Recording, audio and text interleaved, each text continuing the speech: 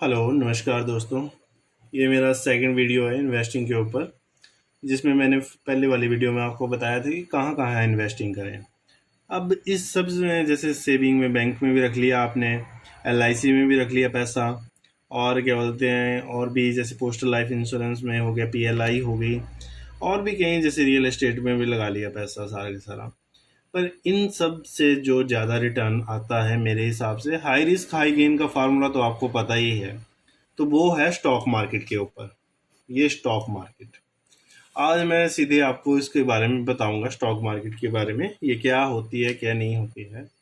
Stock market में basically ये होता है कि शेयर किया सेल और बाई किए जाते हैं।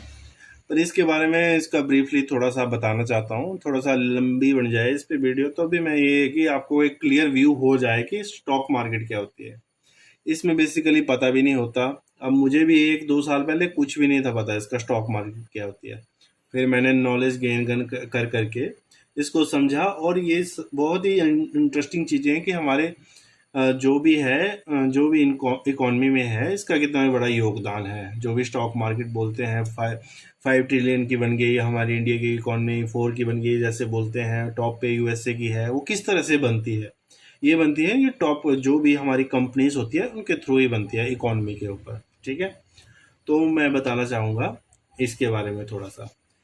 इंडिया में स्टॉक मार्केट में दो एक्सचेंजें होती हैं। स्टॉक एक्सचेंज जो आएंगी वो टू आएंगी।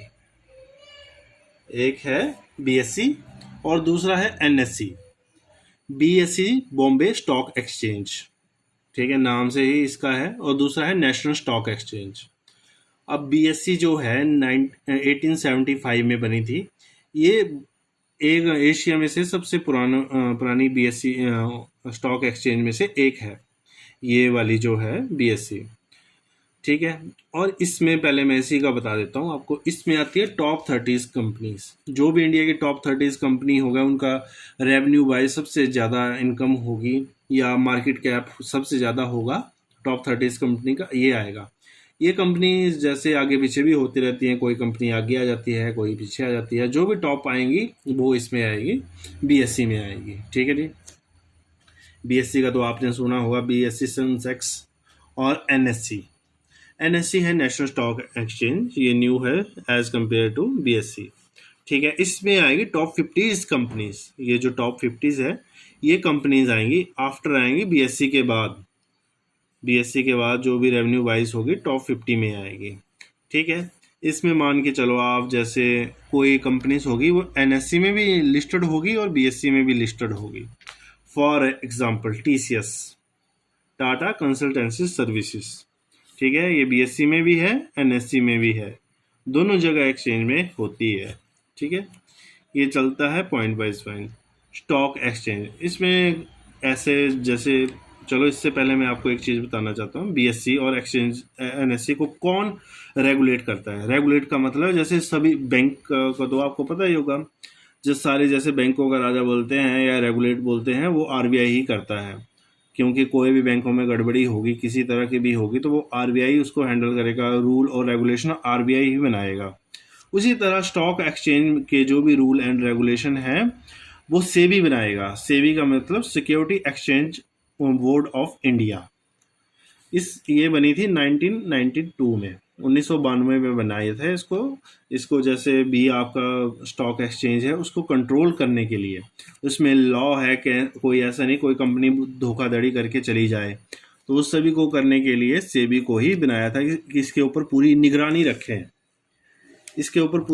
रखें, उस तरह का बताया हुआ था।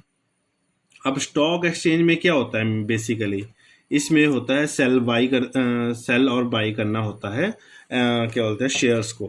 यही है इसमें मेन बेसिकली। अब जैसे एक कंपनी होती है, कंपनी में क्या क्या होता है, बोर्ड ऑफ डायरेक्टर होते हैं, प्रमोटर्स होते हैं, सारी चीज़ें होती हैं कंपनीज में। ठीक है, अब कंपनीज को फंड की जरूरत पड़ती है, तो वो क्या करेगी, कैसे जुटाएगी फंड को? अब कंपनी तो ऐसा नहीं है भाई 500 करोड़ लेके आ जाएगी, उनका बंदों का खुद का पैसा होता है, तो कैसे जुटाएगी कंपनी? तो उसके तीन चीज़ें होती हैं।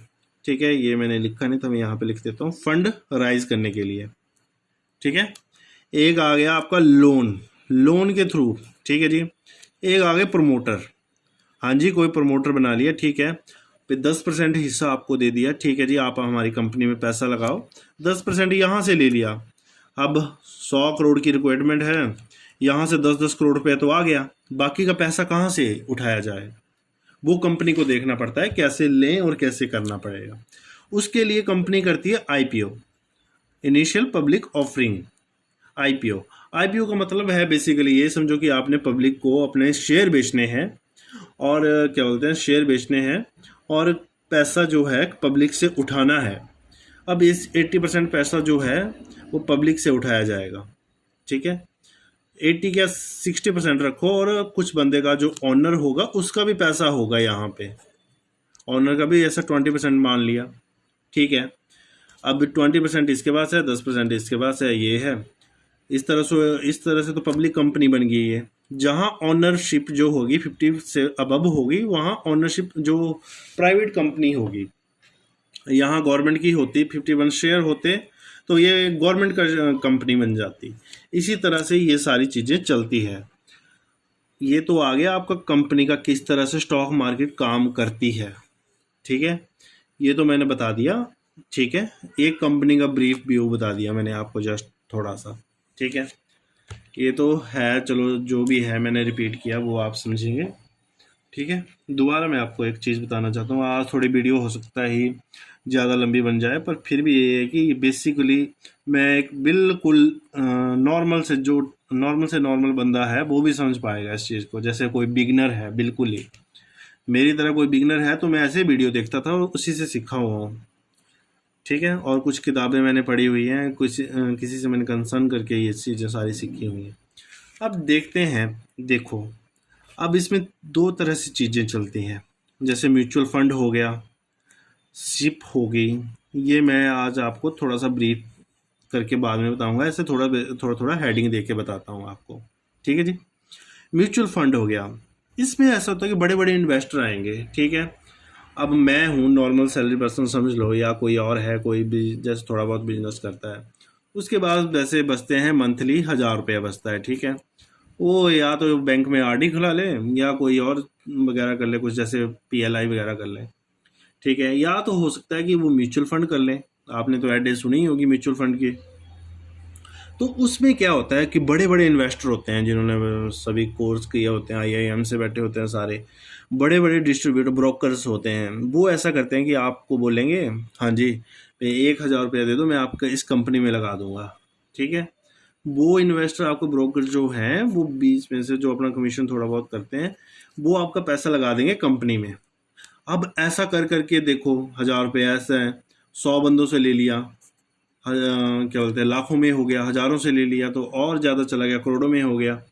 इस तरह से पैसा उठाया जाता है, वो लगाया जाता है एक पर्टिकुलर कंपनी में। ये जो इन्वेस्टर होते हैं, जैसे ब्रोकर्स होते हैं, इंडियन हाँ जो भी आपके वो होते हैं ब्रोकर्स होते हैं, ये जो होते हैं क्वालिफाइड होते हैं। ऐसा नहीं है भी किसी भी आपकी चिप फंड कंपनी में लगा देंगे तो पैसा बन जाएगा, ये नहीं, ये बड़े बड़ी कंपनीज में लगाते हैं, जैसे टीसीएस हो गई, इन्फोसिस हो गई, या फिर और भी होगी, रिलायंस की इंडस्ट्री होगी, एलएनटी होगी, इसमें पैसा लगाते हैं आपका ये, ठीक है।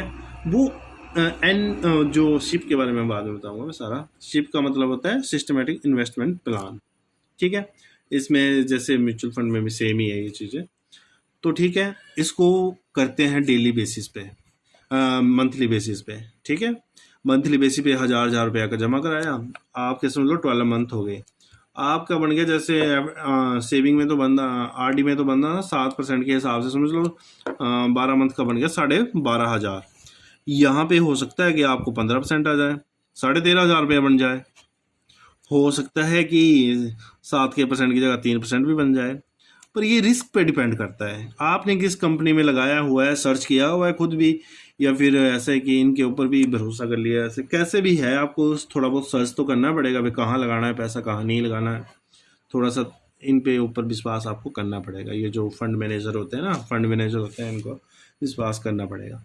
ये तो आ गया आपका म्यूचुअल फंड का। एक और होती है चिटफिट, जैसे छोटी बहुत कंपनियां होती हैं, उनको चलो बाद में बताएंगे। और दूसरा आ गया शेयर मार्केट, इक्विटी शेयर, ये होते हैं कंपनी के शेयर पे लगाने के लिए। ठीक है जी, ये किस तरह से चलते हैं, किस तरह से वर्क करते हैं। ये शेयर जो है, जैसे कंपनी के शेयर इक्विटी शेयर होते हैं, इंटरडे होती है, एफ एन ओ होती है, फ्यूचर एंड ऑप्शन में करते हैं, किस तरह से ये करते हैं, ये सारा मैं आपको नेक्स्ट वीडियो में बताऊंगा। इस वीडियो में अगर आपको कोई भी प्रॉब्लम हो समझने के लिए तो मुझे कमेंट में बता देना। मैं इसमें देखूंगा कि किस तरह से ये मेरे से कोई भी गलती हो गई हो तो मुझे बता दें और मैं उसको करेक्ट करने की कोशिश करूंगा। Thank you so much. Subscribe and like please.